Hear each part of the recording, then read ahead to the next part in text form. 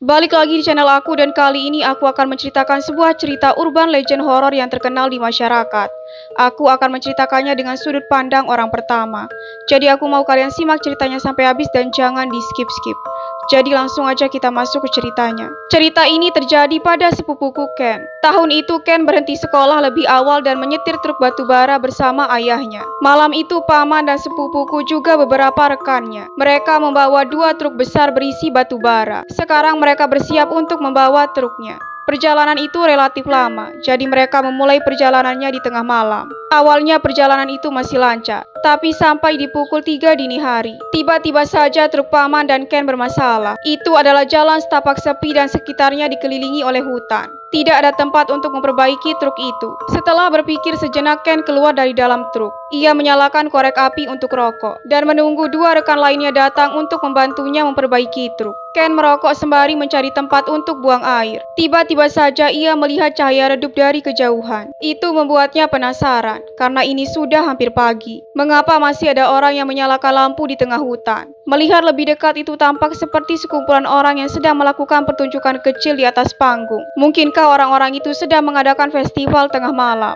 Orang-orang itu juga mulai bernyanyi, dan anehnya cahaya yang dipancarkan dari panggung terlihat sangat redup. Itu seperti lampu yang digunakan untuk jenis panggung lama. Menunggu truk lainnya tiba terasa lama dan membosankan. Sepupuku Ken memutuskan untuk berjalan menuju panggung sembari memegang sebatang rokok. Ketika ia tiba, ia menyadari bahwa panggungnya sangat kecil. Beberapa orang sedang menonton pertunjukan, dan kehadirannya sama sekali tidak menarik perhatian orang-orang di sekitar sana. Tetapi wanita yang sedang bernyanyi di atas panggung tampak mengawasinya ketika ia tiba di sana. Biasanya sepupuku tidak suka nyanyian seperti ini, tapi entah mengapa ia merasa bahwa ini sangat bagus dan menarik. Untuk hari itu sesaat Ken juga tersapu oleh pertunjukan dan bergabung dengan tepuk tangan semua orang yang hadir. Tapi yang aneh adalah mengapa orang-orang ini mengadakan pertunjukan pada jam selarut ini.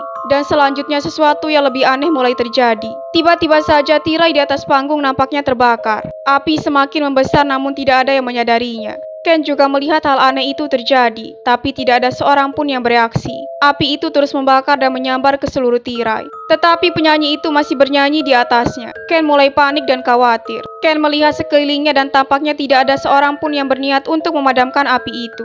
Melihat semua ini, ia berteriak untuk memberitahu semua orang tentang kebakaran itu. Tetapi semakin ia berteriak, semakin mereka tidak bergerak. Bahkan lebih aneh lagi, mereka melihat api itu semakin besar dan membesar. Tetapi mereka tidak ada yang bereaksi. Yang terjadi adalah mereka hanya diam dan membeku. Barulah ia menyadari bahwa orang-orang yang duduk di sini memiliki sikap yang sangat aneh. Mereka duduk tak bergerak seperti patung. Ken yang melihat ini merasa sedikit menyeramkan. Tetapi api yang membakar di sana adalah masalah besar. Ken masih memanggil semua orang untuk memadamkan api. Ia bahkan berteriak lebih keras untuk mendapatkan perhatian. Saat ini tiba-tiba penonton bereaksi terhadap suara Ken dan berbalik menatapnya. Mereka tampak sangat aneh. Ken sangat takut sehingga ia jatuh ke belakang. Matanya melebar dan mulutnya terbuka tidak dapat berbicara. Ia melirik ke atas panggung dan 2 orang yang sedang menyanyi juga mulai terbakar oleh api. Tetapi mereka terus melanjutkan nyanyiannya. Yang lebih menakutkan, api membuat kulit mereka keriput dan hangus. Tetapi mereka masih dengan tenang berdiri dan bernyanyi. Pakaiannya juga terbakar, dan meskipun api dengan perlahan menelan mereka,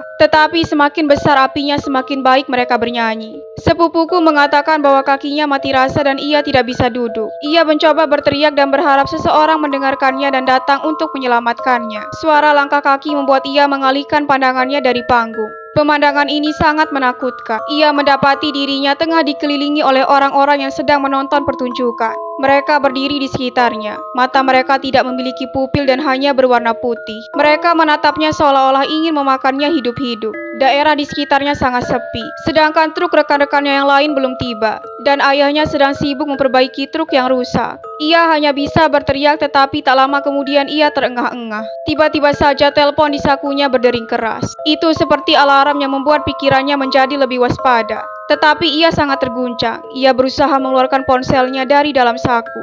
Tiba-tiba saja terdengar sebuah suara yang memanggilnya dari kejauhan. Itu adalah suara ayah Ken. Barulah di sana ia berani menghela nafas lega. Ia berbalik dan melihat ke arah jalan. Di sana ia melihat sosok ayahnya berteriak memanggil ia. Ken melihat sekelilingnya dan orang-orang tadi menghilang begitu saja. Tapi sepertinya mereka adalah hantu. Ia melihat panggung barusan dan yang tersisa hanyalah sebuah kerangka tua. Itu nampaknya sudah lama terbengkalai. Jadi tidak mungkin ada pertunjukan di sana. Mungkinkah ia telah disesatkan oleh hantu? Wajah Ken kusam dan berkeringat. Mulutnya dibuat bisu oleh semua yang baru saja terjadi di depan matanya. Kali ini sekali lagi panggilan ayahnya menyadarkan ia. Tubuhnya gemetar sampai-sampai ia tidak punya lagi kekuatan. Tapi untungnya ia berhasil bangun. Meskipun seluruh tubuhnya terasa lemas. Meskipun kakinya tersandung tetapi ia tak berhenti untuk berlari. Ia bahkan tak berani membalikkan badannya untuk melihat ke belakang. Ia hanya tahu bagaimana caranya untuk melarikan diri. Tapi ketika ia sampai di pinggir jalan dan melihat ayahnya, Ken berhenti dan jatuh karena kelelahan. Melihat putranya tidak stabil, pamanku tahu bahwa sesuatu yang buruk telah terjadi. Jadi ia dan dua rekan lainnya membantu Ken berdiri dan menanyakan apa yang terjadi. Wajah Ken masih pucat dan panik oleh semua hal yang baru saja terjadi. Ken mulai bercerita tentang pertemuannya dengan hantu dan hampir terluka oleh mereka. Setelah mendengar ini, semua orang terkejut. Mereka melihat bahwa Ken tidak lagi bisa berjalan. Jadi mereka membantu Ken untuk masuk ke dalam truk dan segera menjauhi tempat itu. Kemudian terus melakukan perjalanannya dengan ayahnya. Tetapi ia tak pernah berani lagi keluar malam. Hanya ketika ia berkendara di rute itu berkali-kali, ia mendengar orang-orang yang tinggal di dekatnya. Mereka bercerita kepadanya bahwa bertahun-tahun yang lalu, sebuah grup pentas mendirikan tenda di sana. Mereka mempersiapkan pembukaan panggung untuk tampil, dan akan disaksikan oleh orang-orang di desa. Tetapi seseorang merokok dan tidak sengaja membuang puntung rokoknya begitu saja. Puntung rokok itu terjatuh ke alat pertunjukan dan menyebabkan kebakaran. Tapi karena sudah larut malam jadi semua orang sudah tertidur. Tidak ada yang menyadari kejadian itu. Kemudian tenda dan panggung mulai terbakar. Hasilnya 20 orang tewas dalam kebakaran mengerikan itu. Padahal itu semua akibat kecerobohan orang lain. Semoga cerita ini bisa dijadikan pelajaran, agar setiap perbuatan yang kita lakukan tidak merugikan orang lain. Dan sampai ketemu di video selanjutnya.